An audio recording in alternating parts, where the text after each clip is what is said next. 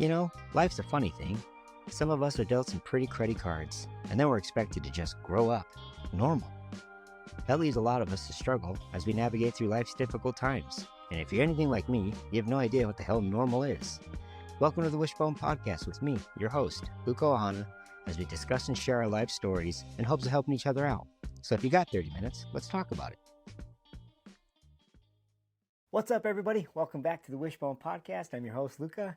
Today we got kind of a cool episode where I'm going to be talking about communication, the funny parts of communicating, or rather misunderstanding, and kind of the more serious notes when it comes to misunderstanding. So last week's Gray Matters question, Matters of the Gray, was, what is one misunderstanding that you look back on now that was so profound it's pretty funny? And I have a pretty good one.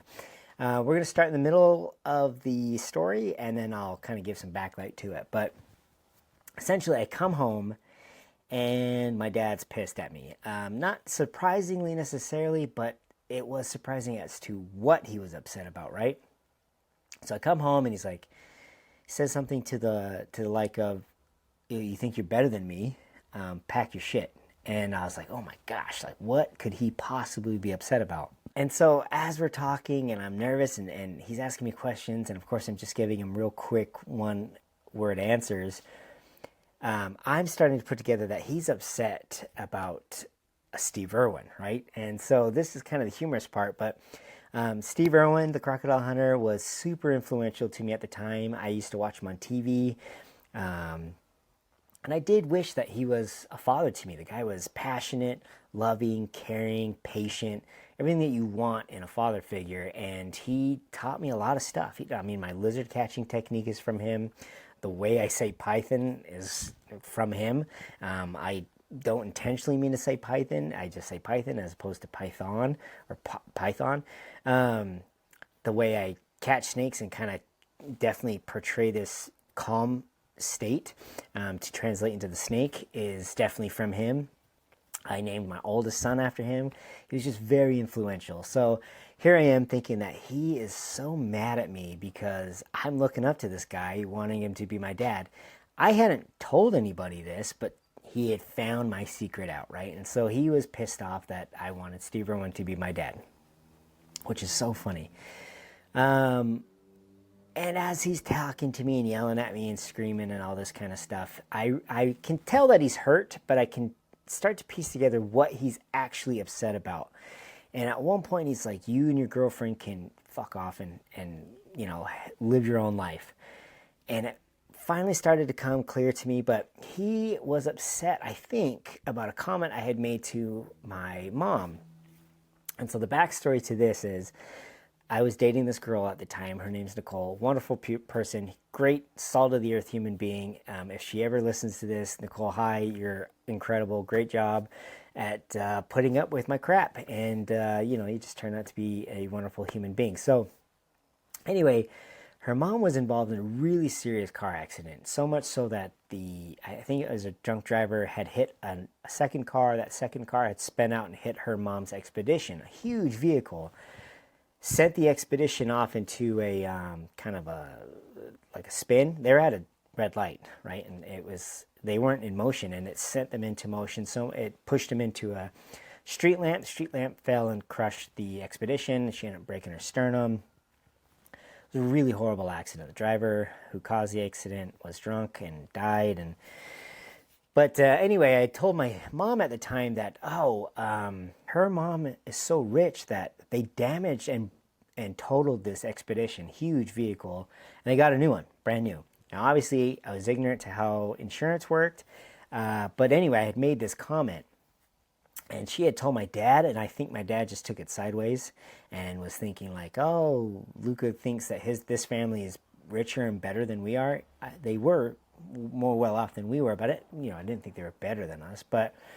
And so he took it the way he took it and came at me and was, kicking me. I don't know what happened as far as if I did end up leaving the house for a week or two. I don't recall, but it was leading up to the time period where I was kicked out. So it was near that time period. And so I look back on it and I find it very funny. Like that degree of misunderstanding led to a grown man kicking his young son down and out. And when really it was just a misunderstanding. Like, I don't think if I would have sit my dad down and be like, Dad, here's a scenario. Can you believe that they're well off, that they just bought a new car, that he'd be upset. Of course, he'd be like, you're a dumbass. It's insurance. But I don't think he'd be upset.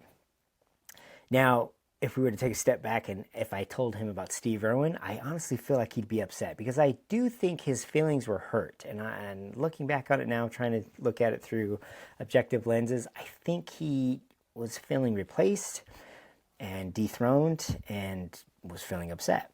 So there's one misunderstanding that I look back and I think it's humorous. While tragic, I do think it's something that I've, was able to work through and find humorous. Now, misunderstandings can be funny and they can be intentionally funny, right? So here's a scenario where my oldest son, who has always been a trickster, I call him Kolohe. Kolohe in Hawaiian means troublemaker. We have an outdoor shower, or at least at the time we had an outdoor shower, and I noticed that one of these screws was loose, and I was just going to hurry and screw it in real quick with my Leatherman. And I've been carrying a Leatherman for years and years and years, thanks to my best friend, Uncle Mike.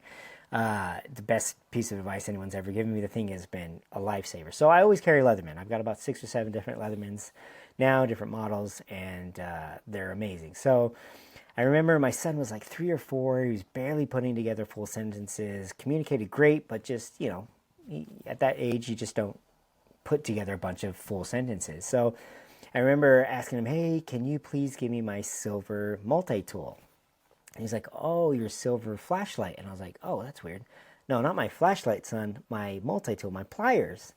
And he's like, oh, yeah, your flashlight. And I was like, oh, man, how am I not communicating this clearly enough to this kid? So I'm like, no, Ernie, you know the silver thing that I carry with me at all times? And I'm sure I said that has a knife on or whatever. And he kept saying stuff like, yeah, I know exactly what you're talking about. The flashlight. And I was like, oh, my gosh, kid, what are you talking about, flashlight? And I finally swing open the shower curtain. I'm like, son, the Leatherman. And he's like stifling back his laughter. Like he's against the wall and he's just holding his mouth and he's laughing so hard. And I finally realized I got, right? And he is taking me for a loop and it worked. So that misunderstanding definitely was intentionally supposed to be funny. And the reason I bring up these two different scenarios is because they are from two very different perspectives, right?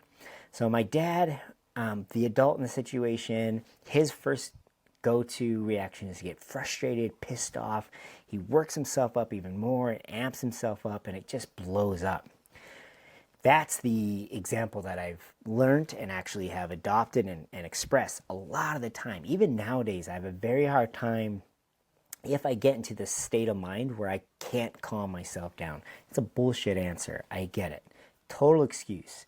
But I find myself just working myself up. Now, ideally, I would de-escalate the situation and kind of stay calm and work through the scenario. But so my dad definitely does that, and he has a very hard time being calm and kind of saying de-escalating things. He's the type of guy, or was the type of guy, that would say things just to irk you on, and he kind of gets lost in that momentum that he's already started, and it just builds and builds. And then there was the time with my son where I could have easily been like, what are you talking about? I said my Leatherman, getting very frustrated. But it's my son. Like, I love him to death. So I was able to stay calm in that scenario and realize just how quickly of a funny scenario that was. And my son is going to remember that as a positive experience, I hope. He'll remember that I got the old man. I got him to really believe what I was putting out there. And he feels comfortable enough to actually do that to me, right?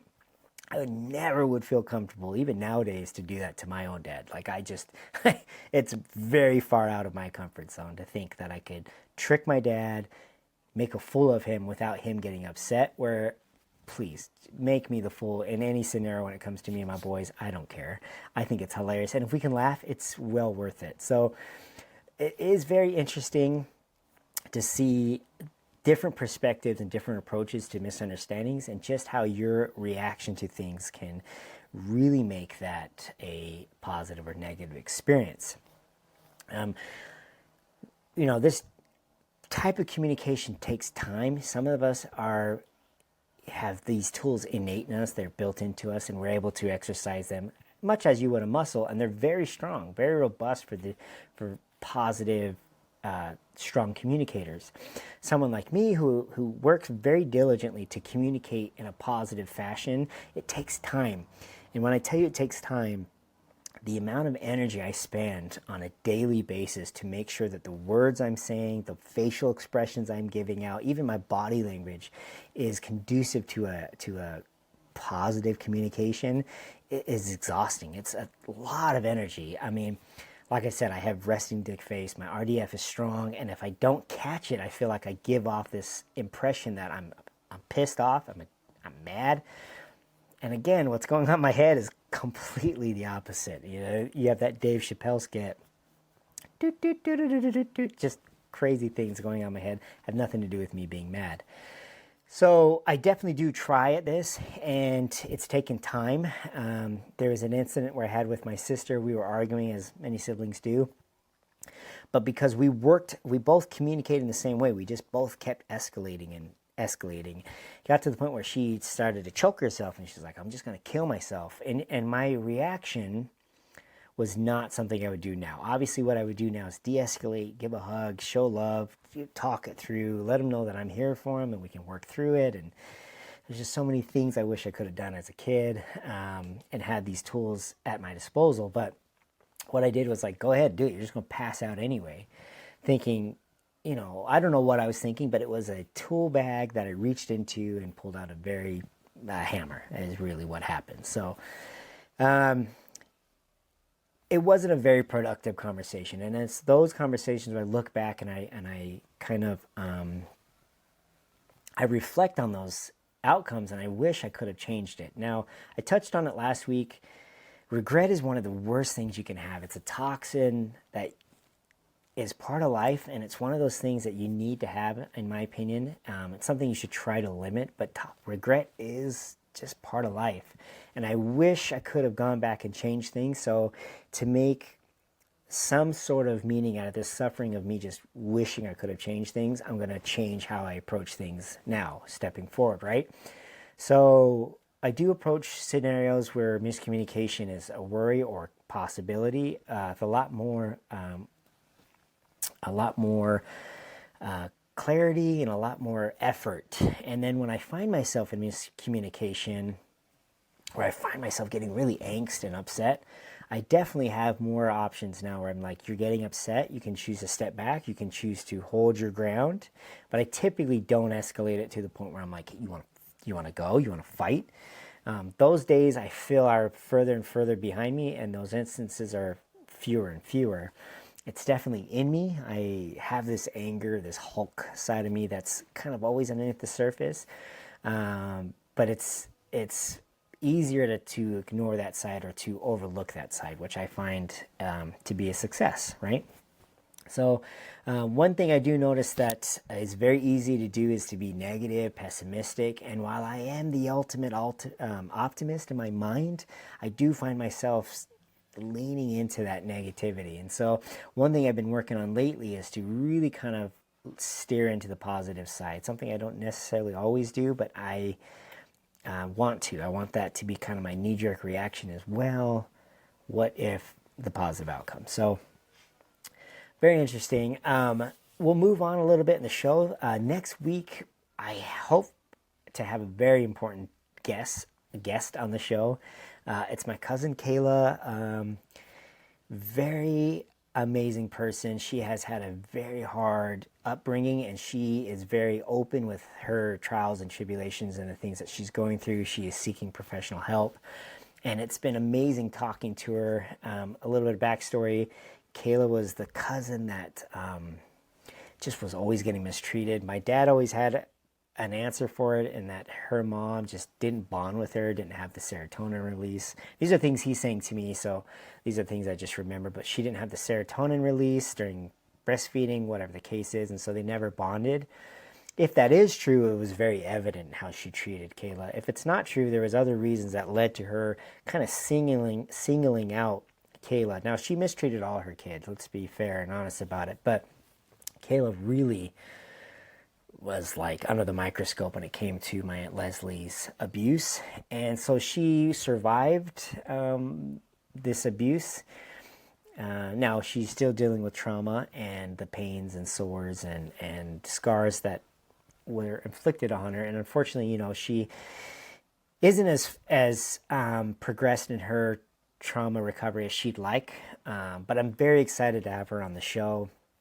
We're definitely going to talk about what she remembers growing up, what she recalls of the abuse. Now, she was quite young when she was, quote unquote, rescued from the abuse, but she tells a very harrowing story of abuse. And it's just amazing. Again, it's one of those miracles I talked about earlier in the podcast where you can abuse somebody or an animal to the point that they should not be able to recover. And here she is kind of in defiance of that, saying that I am going to recover. I am going to be this positive influence. And supposedly she's going to start her own podcast to share her story. And I freaking would love to kind of portray that on the episode, on the podcast, to kind of highlight that victims can take control of their trauma and actually use it for good, which would be a very, very cool thing to come out of this kind of negative story. So speaking of trauma and hopefully producing some positive out of it, I want to kind of showcase the dichotomy between me and my sister Nicole. So you guys kind of know already a lot about my abuse. We were sexually molested as children, and while I never really took it as I was a victim of the scenario, I definitely see the after effects of that for sure. I'm not saying there weren't any, but what I'm saying is the few times that I felt negative toward the abuse was always in the context that my sister was suffering. I never took it as I was suffering from it. I do remember a couple times of this 16 to 18-year-old person being on top of me and doing whatever they did and then leaving the mess behind, if you can catch my drift. There was more than the 2 times that I can recall. I do know that there, but I just don't remember them very well. They're very hazy. Whereas my sister remembers every scenario. Apparently they might have even tied her up a little bit, which she fought and struggled against. But it's very difficult to hear her recount the stories because she suffers so much when she recounts it. She used to wake me up, like I've mentioned before, in the middle of the night asking for me to help her kill herself because she just couldn't. When she slept, she dreamt of it or had nightmares about it. When she was awake, she was constantly thinking of it. And that to me was like the true trauma or the true negative of our experience, is seeing her go through it.